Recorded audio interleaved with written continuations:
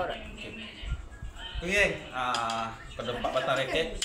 Okay. 4 batang raket daripada MacBook. Satu raket Galen Sakiko. Okay. Satu lagi MacBook Navigator. Okay. MacBook Navigator. Satu lagi. Yang ketiga Galen Tower. So boleh nampak Galen Tower. Okay, warna hitam. And 10 Galen Tower warna putih. Okay. So 1, 2, 3,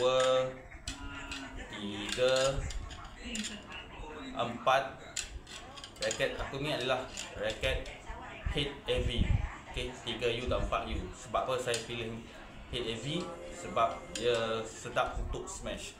Memandangkan saya adalah family head heavy. Okay, apapun raket MacBook terbaik, harga mampu milik, tidak mahal, sekadar spek macam raket-raket high end yang lain. Okay, MacBook never the same.